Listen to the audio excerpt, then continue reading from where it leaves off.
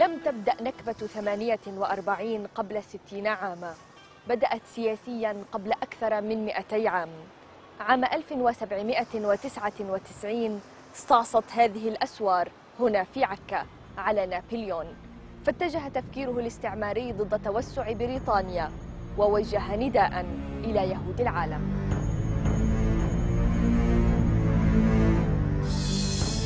أيها الإسرائيليون، انهضوا، فهذه هي اللحظة المناسبة. إن فرنسا تقدم لكم يدها الآن حاملة إرث إسرائيل. سارعوا للمطالبة باستعادة مكانتكم بين شعوب العالم. تحول نداء نابليون إلى خبر رئيس في الصحف الفرنسية.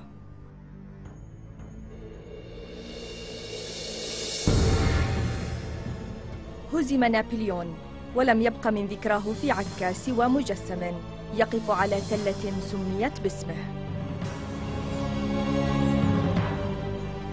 لكن فكرة نابليون بإنشاء وجود يهودي في المنطقة لم تمت.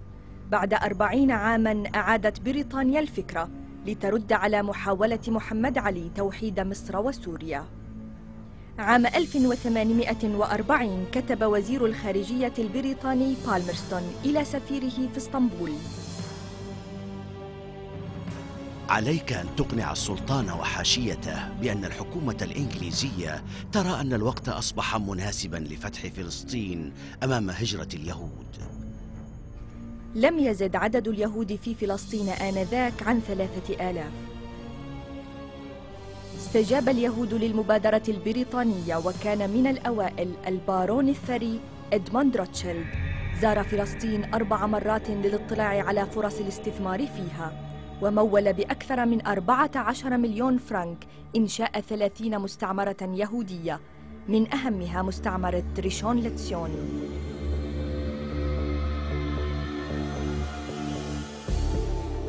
التي رفعت هذا العلم الخاص بها عام 1885 بينما فلسطين تحت الحكم العثماني. اليوم يرقد رفاة البارون روتشيلد في ضريح قرب حيفا يزوره الأطفال الإسرائيليون ليتعلموا عن ثري دعم إسرائيل قبل أكثر من 100 عام.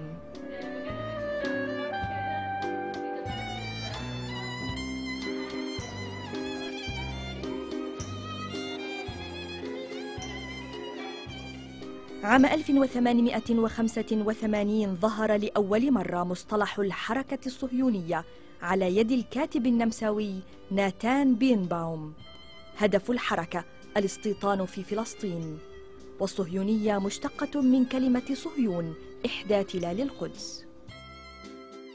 طبعا كان في طائفة يهودية في البلاد تحت الحكم العثماني، بس هذا ما كانوا صهاينة، هم كانوا يهود محليين. أما اليهود اللي أجوا من أوروبا، خصوصا من شرق أوروبا هذيك الوقت في أواخر القرن 19، كان بدهم يبنوا صهيوني يهودي جديد. عام 1896 نشر الصحفي الصهيوني تيودور هيرتزل كتابه الدولة اليهودية باللغة الألمانية. لكن يهود أوروبا كانوا يجدون حلمهم في الهجرة إلى أمريكا. هذا ما جعل الطبيب ماكس نوردو الساعد الأيمن لهيرتزل يرسل 2 من كبار رجال الدين اليهود إلى فلسطين. أرسلا جواباً من سطر واحد جاء فيه: العروس جميلة جداً ومستوفية لجميع الشروط، ولكنها متزوجة فعلاً. وفهم نوردو أن المقصود أن فلسطين ليست كما ذكر هيرتزل أرضاً بلا شعب، وأن فيها شعباً يسكنها منذ آلاف السنين.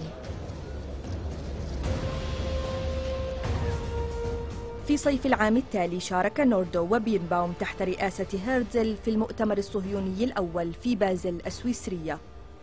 تبنى المؤتمر برنامج تأسيس وطن معترف به للشعب اليهودي في فلسطين. إنما هيرتزل بدأ يدعو رسمياً وعلناً لإقامة هذا الكيان، وثانياً الاتصال بدول العالم الكبرى آنذاك في أوروبا بشكل خاص، حتى تحمي واحدة منها تحمي هذا الكيان. فهذا هو أبو الدولة الصهيونية ما في شك، لكنه ليس مبدع الفكر الصهيوني. عادة الدول الكبرى هذه تكون بينها تنافس مصالح، يعني كيف استطاعت الدول الأربع الكبرى في ذلك الوقت يعني أن تدعم كلها فكرة الصهيونية؟ هو معقد مؤتمر لهذه الدول معا، واتفقت الدول على دعمه. هو كان يثير التنافس بين دولة وأخرى، كان يكذب على دولة أنه أنا سأكون معكم إذا أسستم دولة إسرائيل ضد الدول الأخرى، أنا أؤمن مصالحكم على حساب مصالح الدول الأخرى. أكدت إنجلترا على مصلحتها في قيام دولة يهودية عندما صرح رئيس وزرائها كامبل بانرمان بأنه من المهم إقامة حاجز قوي وغريب على الجسر الذي يربط البحر الأبيض بالبحر الأحمر، وأضاف: يتعين علينا أن نضع في هذه المنطقة وعلى مقربة من قناة السويس قوة معادية لأهل البلد وصديقة للدول الأوروبية، بحيث أن هذا الجسم يكون معتمد على الاستعمار الغربي ويعتمد على الأوروبيين. هذا الجسم ضمان بقائه أن يكون ما حوله ضعيفا. في كمان فكر عند الأوروبيين إنه اليهود مقربين لهم أكثر من العرب، وإذا تكون هون دولة يهودية بيكون أفضل لهم. عام 1907 توجه إلى فلسطين لأول مرة عالم الكيمياء البريطاني وعضو الحركة الصهيونية العالمية حييم وايزمان ليؤسس شركة تطوير أراضي فلسطين في يافا بدعم من عائلة روتشيلد. كان الهدف شراء أراضي فلسطين بطريقة منظمة. بعد 3 أعوام صفقة هامة تتحقق. اشترى الصندوق القومي اليهودي أكثر من 200,000 دونم في سهل مرج بن عامر شمال فلسطين. كان البائع عائلة سرسق اللبنانية المقيمة في أوروبا، والتي اشترت الأرض مسبقاً من ضباط عثمانيين. اشترطت الصفقة إخلاء الأراضي من آلاف الفلاحين المقيمين عليها. أكثر من 60,000 فلسطيني في منطقة مرج بن عامر. إذا كانت النكبة تعني ترحيل الإنسان الفلسطيني من أرضه والاستيلاء على أرضه في القوة ضمن هذول المركبين، فحقيقة النكبة بدأت عشرات السنين قبل 48. إنه نوع أسوأ من الاستعمار مقارنة بالاستعمار الأوروبي المحود، لأن الهدف لم يكن استغلال أهل البلد بل طردهم. من اللحظة الأولى التي استهدفت الحركة الصهيونية فلسطين كمكان لدولة يهودية مستقلة، كان من الواضح أن هناك فلسطينيين على هذه الأرض. لقد اقتنع الصهاينة بفكرة أن السبيل الوحيد لجعل فلسطين دولة يهودية هي حمل الفلسطينيين على الرحيل. إخلاء الفلاحين هو تطبيق للمبدأين، من ناحية الاستيلاء على الأرض تسمى تهويد الأرض، وثانيا العمل العبري وهو الاستعاضة عن فلاحين عرب بيهود إما من شرق أوروبا، وفي حالات أخرى عندما قل العدد استعانوا بيهود من اليمن. وتم تأسيس الحرس اليهودي هاشومير لحراسة المستعمرات اليهودية.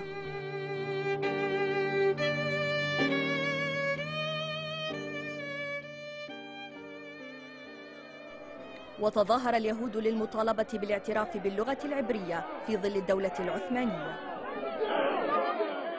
العربي والفلسطيني كان واعي من اليوم الأول لمفهوم الصهيونية. هي حركة عنصرية تبحث عن رأس مال لاستعمار أرض وتوظيف البعد الديني لجعلها وطن لمن تبقى منها يهود العالم في هوية وكيان ومستقبل سياسي. هذا الوعي كان واضح جدا عن نجيب عزوري، كان واضح جدا عن نجيب نصار. أصدر الصيدلاني نجيب نصار صحيفة الكرمل في حيفا بهدف التحذير من مطامع الصهيونية، وكان يؤكد أن الدولة اليهودية ستكون خنجرا ساما في خاصرة العرب. كانت الكرمل صحيفة صغيرة يعمل فيها نجيب نصار وزوجته ساذج بهائي. لم يسلم نصار من قمع الأتراك فسجن ولوحق وحورب.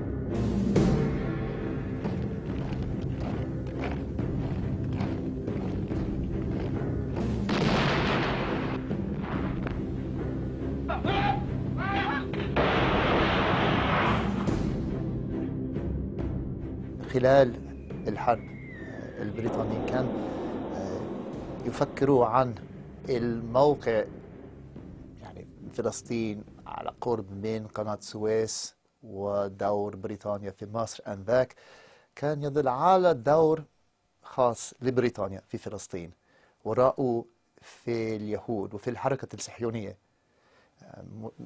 شريك في أمر استراتيجي استعماري. عام 1915 قدمت لمجلس الوزراء البريطاني مذكرة سرية بعنوان مستقبل فلسطين، كتبها أول صهيوني يهودي يصل لمنصب وزير بريطاني، هربرت سامويل. جاء في الوثيقة: الوقت الحاضر ليس مناسبا لإنشاء دولة يهودية مستقلة، لذا يجب أن توضع فلسطين بعد الحرب تحت السيطرة البريطانية لتعطي تسهيلات للمنظمات اليهودية لشراء الأراضي وإقامة المستعمرات وتنظيم الهجرة، وعلينا أن نزرع بين المحمديين 3 إلى 4 ملايين يهودي أوروبي. تم الأخذ بتوصية صموئيل في الاتفاقية السرية التي جمعت بريطانيا وفرنسا لتقسيم سوريا الكبرى. عرفت الاتفاقية باسم مهندسيها البريطاني مارك سايكس والفرنسي جورج بيكو. وضعت اتفاقية سايكس بيكو فلسطين تحت سيادة مشتركة للحلفاء لإعدادها للدولة اليهودية. احنا لو جزء من أرض الشام، ما احنا جزء من فلسطين، جزء من الشام، احنا اللي قسمناها مش سايكس بيكو. قرفنا الانجليز وحكينا عنهم وسايكس بيكو وغيرها، بس لازم نعرف هذا الحكي، انه اللي قسم ارضنا خطط عشان يجيب لنا. كان سايكس صديقا مقربا لحييم وايزمان، وقد تبادلا عدة مراسلات قبل توقيع اتفاقية سايكس بيكو أوضحت دعم سايكس للحركة الصهيونية. بعد عام واحد وافق مجلس الوزراء البريطاني برئاسة ديفيد لويد جورج على إصدار وعد بريطاني لإنشاء وطن قومي لليهود في فلسطين. كتب الوعد على صيغة رسالة وزير الخارجية آرثر بلفور إلى اللورد الصهيوني ليونيل والتر روتشيلد. بلفور كان يمثل الحكومة البريطانية، ولما كتب رسالته إلى لورد روتشيلد كان يكتب باسم الحكومة البريطانية. روتشيلد كان يلعب دور شخصي اللوبي ليشجع الحكومة البريطانية أن تأخذ سياسة معينة بالنسبة إلى دور اليهود في فلسطين. فكان يمثل الحركة الصهيونية، ووراء كلهم خايم وايزمان اللي كان المسؤول بالنسبة للورلد زاينست اورجانيزيشن أو المنظمة الدولية الصهيونية. واللي شارك في صياغة الوعد يعني. نعم. لم يكن لبريطانيا حق أخلاقي أو سياسي أو قانوني يخول لها أن تعد بإعطاء أرض هي ملك للعرب إلى أناس آخرين. كان وعد بلفور غير أخلاقي وغير قانوني. بعد شهر من وعد بلفور احتفل في لندن بالإنجاز الصهيوني، وتحدث في الاحتفال اللورد روتشيلد وهربرت سامويل ومارك سايكس وحييم وايزمان. بعدها بأيام احتل الجيش البريطاني بقيادة الجنرال إدموند ألينبي القدس.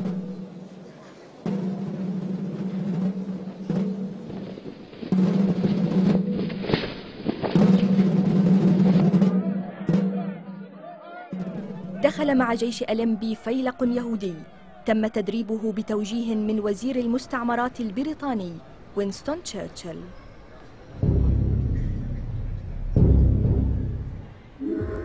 كان أحد أعضاء هذا الفيلق وجها نعرفه جيدا بعد ذلك، ديفيد بن غوريون.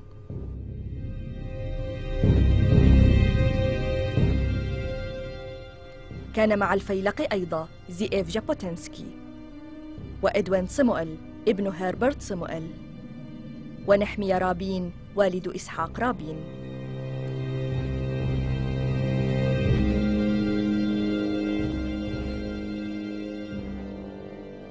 في غضون شهر استقبل ألمبي في القدس صديقه الحميم حييم وايزمان.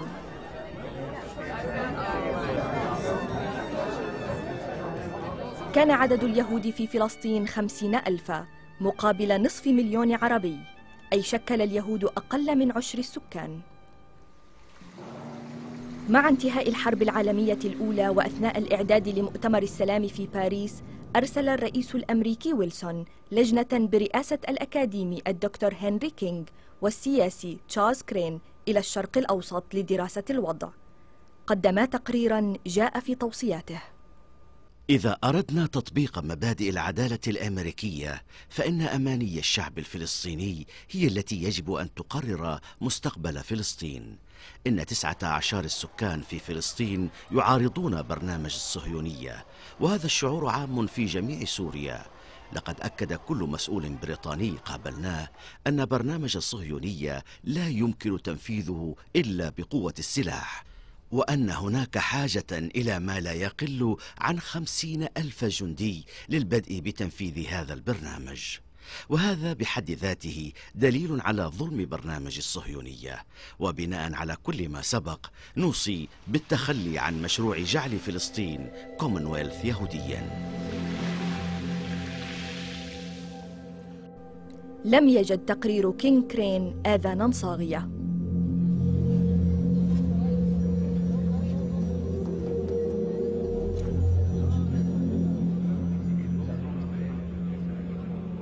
شارك في مؤتمر السلام عن بريطانيا ديفيد لويد جورج وآرثر بلفور، وترأس الوفد الصهيوني حييم وايزمان ليعرض خريطة توضح مساحة الوطن القومي لليهود، كانت تشمل فلسطين وغور شرق الأردن وجنوب لبنان، وصولاً إلى صيدا وصور، وكذلك القنيطرة السورية، بحدود تسير بمحاذاة خط سكة الحديد الحجازية. في المؤتمر أحاط ألمبي وديفيد لويد جورج بالأمير فيصل بن الحسين، ووقع وايزمان مع فيصل اتفاقية عرفت باسم فيصل وايزمان.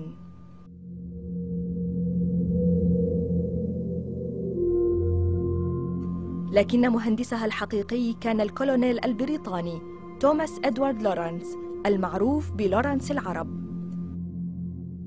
وقع فيصل، لكنه تحفظ بخطه أن الاتفاقية لن تتم إلا إذا نالت العرب استقلالها.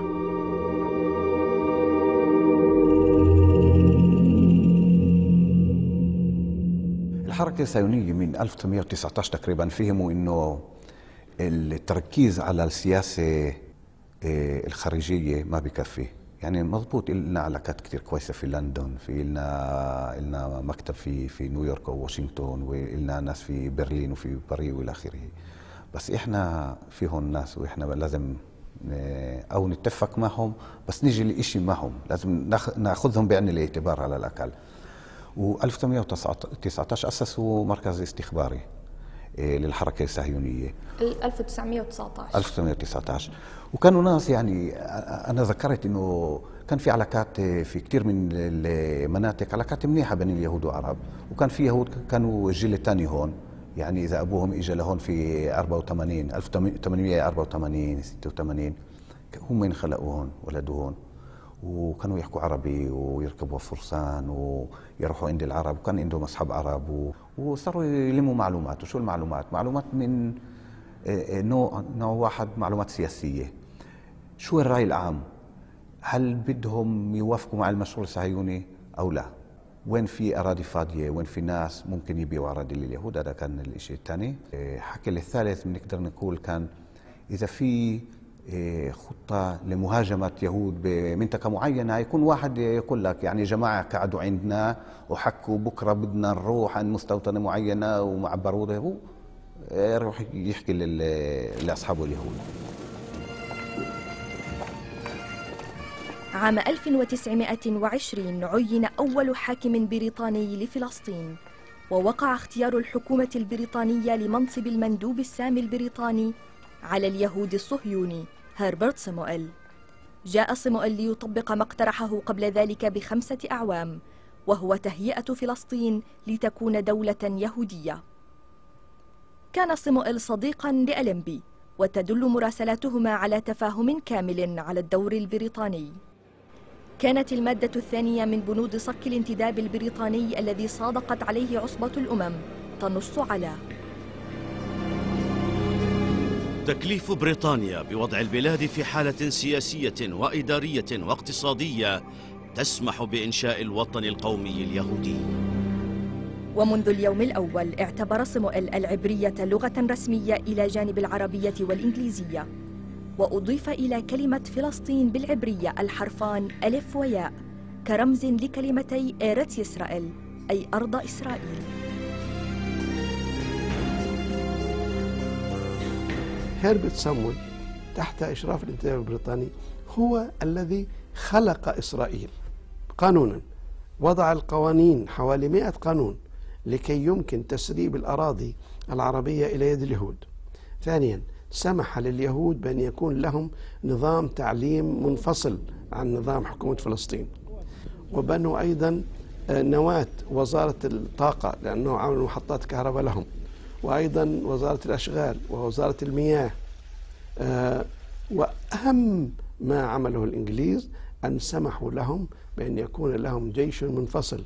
أنا أتكلم عن 1920.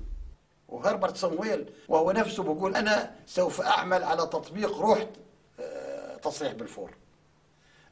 بن غوريون يقول عنه أنه اليهودي الصالح، وايزمان يقول نحن الذين عيناه وايزمان. لقد وفرت لهم بريطانيا الوسيلة للهجرة، وما كانوا ليستطيعوا الهجرة لولا الوجود البريطاني. فالمعركة الحاسمة في المراحل الأولى كانت إدخال اليهود إلى فلسطين والاستحواذ على الأرض. لم يكن لليهود أن يفعلوا ذلك دون رعاية من الحكومات البريطانية. الانتداب البريطاني أخذ أهم شيء البشاع والمتروكة والمملوكة للحاكم وملكها للحركة الصهيونية في مستوطنات فورا. السلطة البريطانية كانت تعطي منح أراضي لليهود حتى يسوي كبوتسات وهالشغلات هاي كلها، واحنا نشوف هالاشياء مش ما نشوفها لكن ما نوعاهاش. يعني انا في جيلي في هذاك الوقت. وحموا الوكالة اليهودية التي كانت شبه حكومة لليهود أيام الانتداب، وأعطوها كل المساعدات العسكرية والمادية، وساعدوها على إخفاء نفسها. فهي مهارة صهيونية، مؤامرة بريطانية، وإلى حد ما وآسف أن أقول غباء أو بساطة عربية فلسطينية.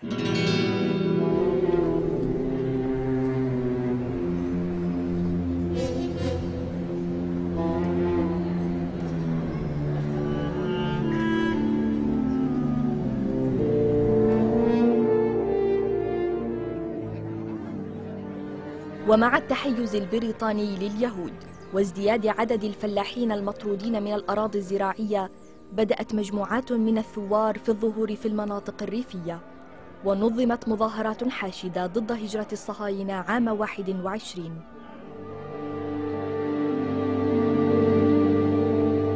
كانت القيادة السياسية الفلسطينية قيادة تقليدية قائمة على توارث مناصب الزعماء، فمفتي القدس أمين الحسيني ورث هذا المنصب وعمره 25 عاما بعد وفاة أخيه كامل الذي خلف والده طاهر الحسيني مفتي القدس.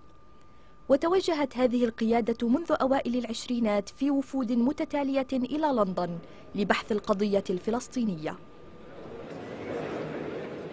الحركة الوطنية الفلسطينية في الوطن كانت تعمل على أن تجمع الصيف والشتاء تحت سقف واحد، الحفاظ على صداقة بريطانيا في جانب ومعاداة الحركة الصهيونية في جانب آخر، وهذا لا يمكن أن يستقيم. نخبة دقيقة جدا رقيقة جدا بالعدد يعني وبالتعليم تقابل نخبة إمبراطوريات. يعني اليهود في بداية القرن العشرين نخب إمبراطوريات فعلا. يعني تقريبا في كل منطقة وكل لقاء للمؤسسات الفلسطينية اللي أسست هذيك الفترة اللي مثلا اللجنة المسيحية المسلمية وكل المؤسسات والمجلس الإسلامي الأعلى والهيئة الإسلامية، كل المؤسسات بعد كم من ساعة من الجلسة كان في تكرير لليهود هيك وهيك حكوا هذا رايه هيك وهذا ممكن تشتغلوا معه، هذا عدو إلكم وهذا ممكن تشتروه بالمال والى اخره، والتقارير يعني موجوده بالارشيف الصهيوني.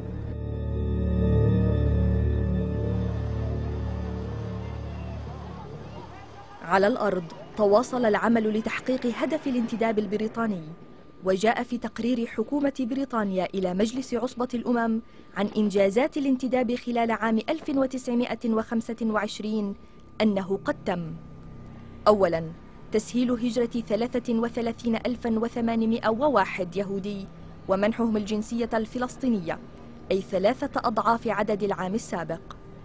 ثانياً، إنشاء 13 مستوطنة جديدة. ثالثاً، تنظيم الهستدروت كنقابة للعمال اليهود بإدارة ديفيد بن غوريون.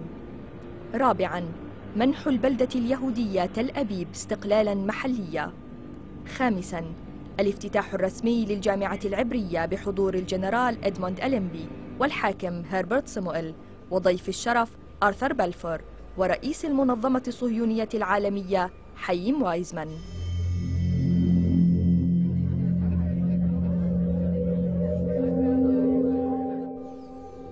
وحل بلفور ضيفاً على وايزمان وزار عدداً من المستعمرات اليهودية.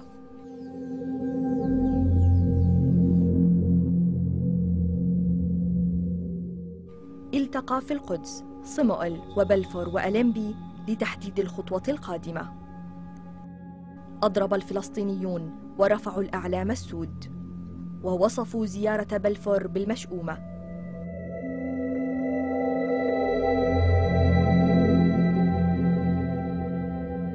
الصورة المشهورة بتلاقي سيدة من الخليل حاطة 3 حجابات، سيدة في القدس حاطة حجاب واحد معظم وجهها مبين تحت الحجاب، والوطنية المسيحية فيش حجاب، وماشيين مع بعض وراحوا على بيت المندوب السامي واحتجوا واعترضوا. بالمقابل هنأ وايزمان سموئيل بما تحقق، وكرمت المنظمة الصهيونية سموئيل عام 25 لإنهائه المرحلة الأولى من تأسيس الوطن القومي اليهودي. كانت الحركة الصهيونية تعرض أفلاما دعائية في كل العالم، منها هذا الفيلم الموجه للناطقين بالفرنسية يظهر اسم أرض إسرائيل على خارطة فلسطين، ويوضح مواقع الأراضي التي تدعي الصهيونية أنها حصلت عليها حتى عام 25. كما يظهر مخطط الصهيونية للحصول على الأراضي في الأعوام 25 التالية.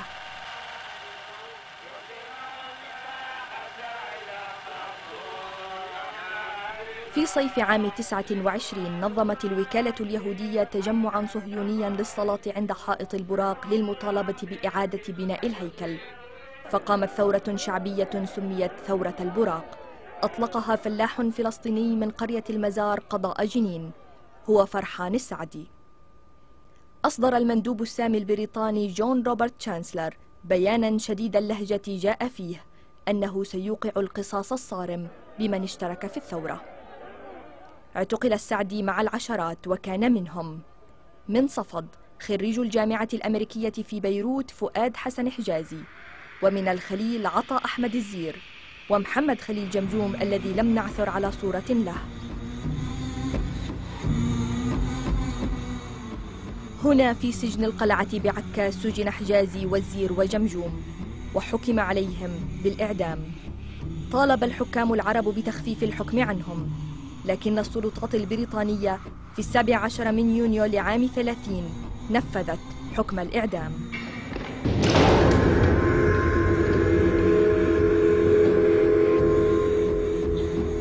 ما زالت قبور الشهداء الثلاثة في عكا، ونقرأ في وصيتهم: ولنا في آخر حياتنا رجاء إلى ملوك وأمراء العرب والمسلمين في أنحاء المعمورة ألا يثقوا بالأجانب، وباسم العرب نحيا وباسم العرب نموت. سجن عكا وطلعت يا نازي محمد جمجوم وفؤاد حجازي، وجازي عليهم يا شعبي جازي مندوب السامي وربعه عمود.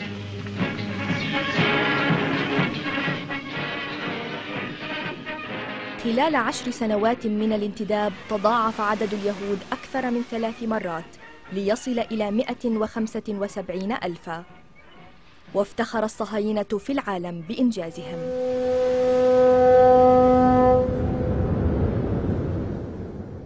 I am here today to ask you, my fellow Zionists, which attitude shall we take? Which of the possible attitudes that we face shall be our own? I would say to England, though I am only an American Jew, but an old-time reverencing admirer of Great Britain, I would say to England, if I could, an Arab Palestine is a threat to Great Britain and a menace to the world. A Jewish Palestine is an asset to Great Britain and a blessing to the world.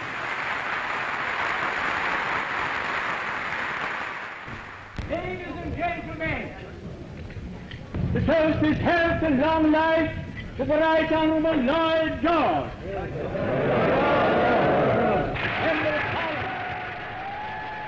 كان ديفيد لويد جورج مع تصفيق وايزمان له يعمل لنقل ملكية فلسطين إلى الصهيونية.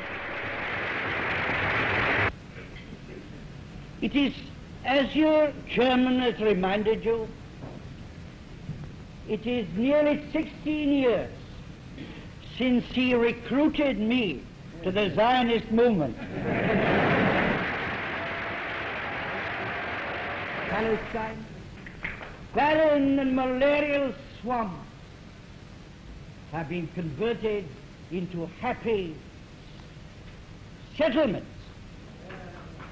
Science has been harnessed to waters which had been running wild and waste since the early days of creation.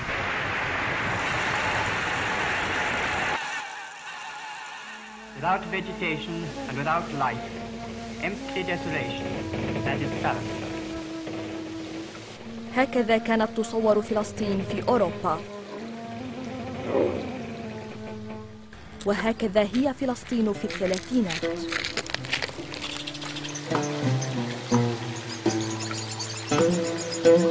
الزرع ومعنة الله أمانة الله، إنه ما بكيت تعرف تمشي فيه.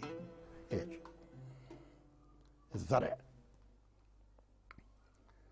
الخضرة تصير فيها، تطلع الصبح تروحي على المكساء تهدى ريحة الخضرة تفحفح، نوار على الخيار، نوار على الفقوس، هالبندورة، ها تحبي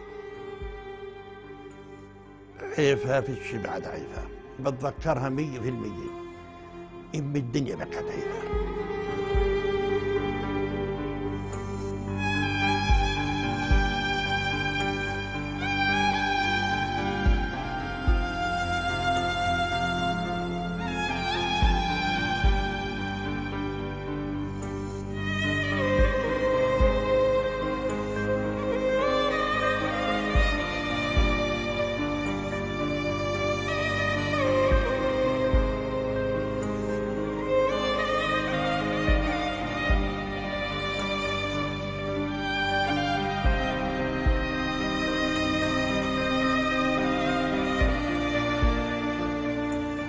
بالنسبة لي طبرية أجمل مدينة، بل أجمل مكان في العالم. المسيح لم يقم في مدينة طبرية، إنما أقام حول مدينة فيها عمل معظم معجزاته على مياه مشهد. كان ديفيد لويد جورج وبلفور وتشرشل وصموئيل حريصين على تسمية الفلسطينيين بلقب المحمديين. لم يعتبروا الفلسطينيين منتمين لمجموعة قومية عربية أو لمجموعات وطنية محلية، ولم يروا فيهم سوى مجموعة دينية. لقد تجاهلوا مثلا أن المسيحيين والمسلمين في فلسطين كونوا هوية جديدة، ليست هوية دينية وإنما قومية.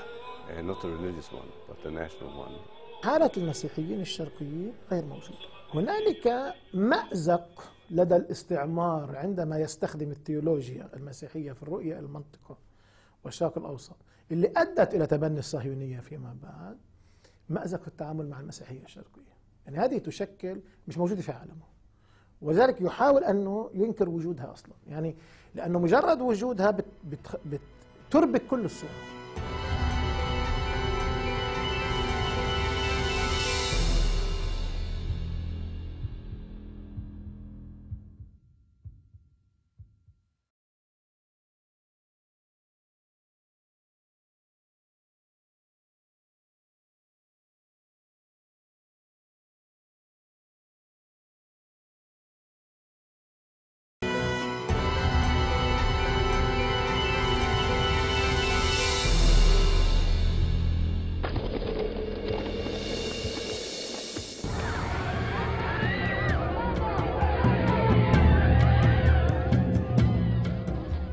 عام 33 تصاعدت المظاهرات والاحتجاجات الشعبية في فلسطين، وشاركت النساء مع الرجال. قمع البريطانيون المظاهرات واعتقل الآلاف.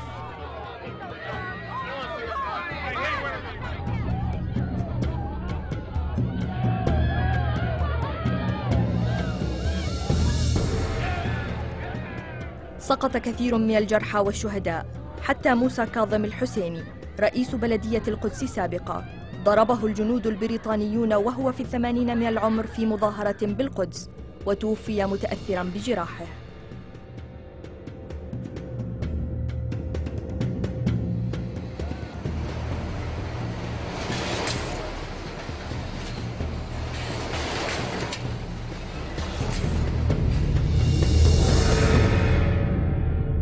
كتب الشرطي الفلسطيني محسن توفيق يحتج على رئيسه الضابط البريطاني جورج فاراداي الذي أطلق 25 رصاصة باتجاه الفلسطينيين المتظاهرين في يافا. وجهت عدة احتجاجات ضد فاراداي. كان رد الحكومة البريطانية بعد 4 سنوات من هذه الأحداث منح فاراداي وسام الشرطة الملكي مع إشادة بدوره في فلسطين. عدم رغبة بريطانيا بمنح المطالب الوطنية للشعب الفلسطيني وعدم رؤيتها للشعب الفلسطيني كمجموعة قومية وطنية ذات حقوق ومعاملتها على أساس إنها طوائف، أدى في حين عاملت الوكالة اليهودية على أساس أنها ممثلة لمجموعة قومية. كل هذا مجتمعا أدى إلى تفاقم الوضع والصدام مع بريطانيا. لا يتوفر في الأرشيف غير صور ثابتة لبعض المظاهرات الفلسطينية، وتنعدم الصور المتحركة، بينما صورت كاميرات السينما كافة الأنشطة الصهيونية والبريطانية.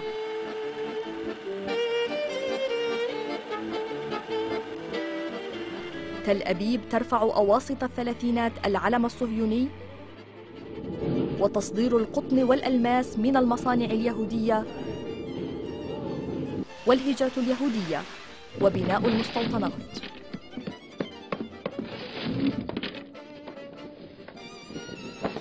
كان من أهم تحديات هذا العمل أن نجد الصور الأرشيفية التي حاولت الدعاية الصهيونية محوها. استغرق الأمر أشهرا من البحث في الأرشيف البريطاني هنا في لندن لنجد بالصوت والصورة بعضا من الحقيقة المغيبة.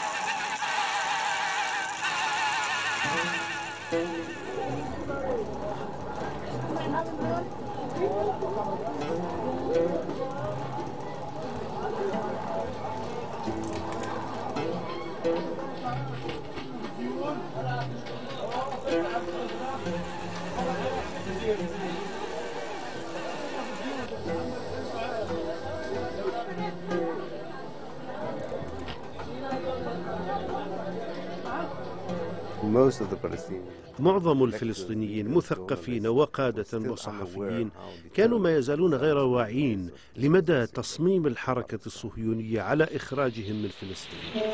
تكشف الأرقام عن تزايد أعداد المهاجرين اليهود إلى فلسطين من 4000 عام 31 إلى 9500 في العام التالي، ثم إلى 30,000 عام 33 ف42 عام 34، حتى وصل ذروته إلى 62,000 عام 35. في نفس العام ألقى الشاعر الفلسطيني عبد الرحيم محمود قصيدة أمام الأمير سعود بن عبد العزيز عندما جاء لزيارة القدس، قال فيها: المسجد الأقصى أجئت تزوره أم جئت من قبل الضياع تودعه؟ هذه الأراضي عم بتروح، الوعد عم ينفذ، غياب أي تفاعل معها من الحكم البريطاني في قمع وفي بطش وفي قوانين رهيبة في الحكم البريطاني لحد اليوم إسرائيل عم بتطبقها بالاعتقالات وفي الإبعاد وفي البطش. اتحرك من 35 عز الدين القسام. الشهيد عز الدين القسام يمثل حالة في الثلاثينات، حالة بأنه في بعدها العربي للقضية، بأنه جاء من سوريا في البعد الديني للقضية، ويعني بارتباطه بالمسجد، بعملية تنظيمه، بعناده في المقاومة، في إصراره على مقاومة المحتل. عندما أرسل القسام للقيادة الفلسطينية في القدس ليستشيرهم في الثورة، قالوا أنه نحن الوقت غير مناسب لإعلان ثورة، الشعب غير ناضج لإعلان الثورة، وقالوا أيضا أننا ما زلنا نحن نراهن على إمكانية الحصول على حقوقنا من خلال المفاوضات السياسية.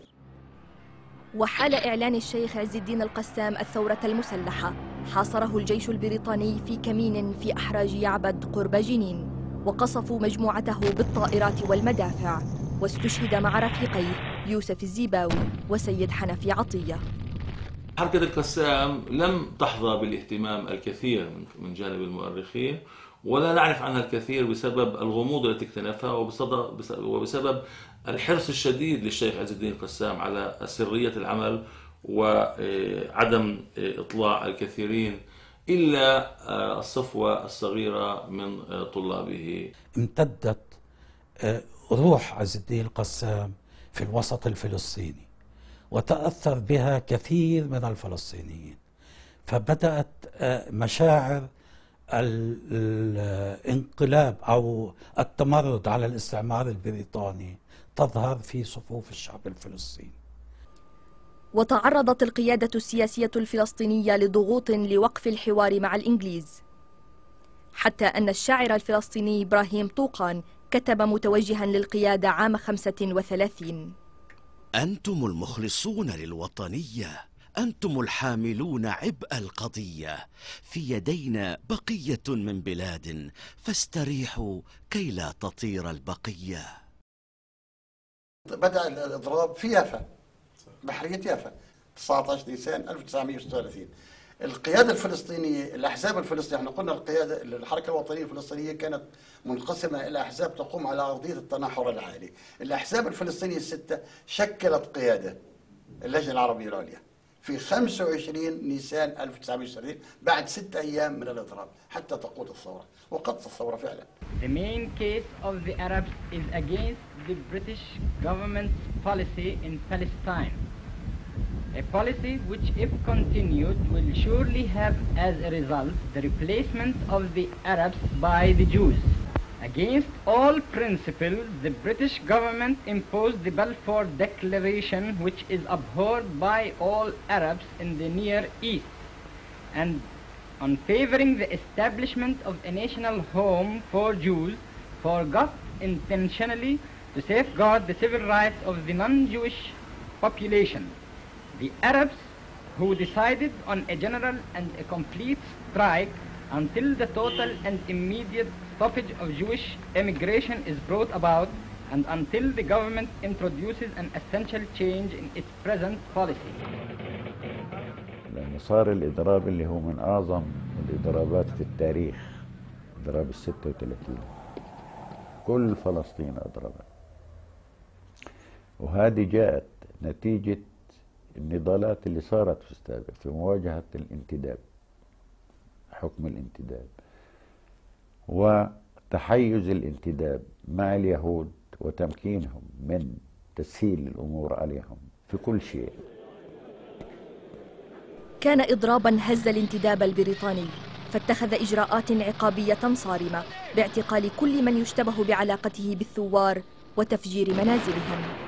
هدم أكثر من 200 منزل في يافا وحدها كتنكيل جماعي، وتلتها مدن وقرى أخرى. وأصر البريطانيون على أن هدم المنازل عمل مبرر للقضاء على الثورة.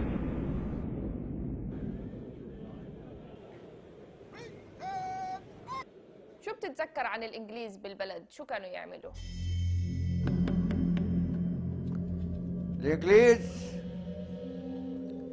الإنجليز حطوا مخيع، حطوا مين؟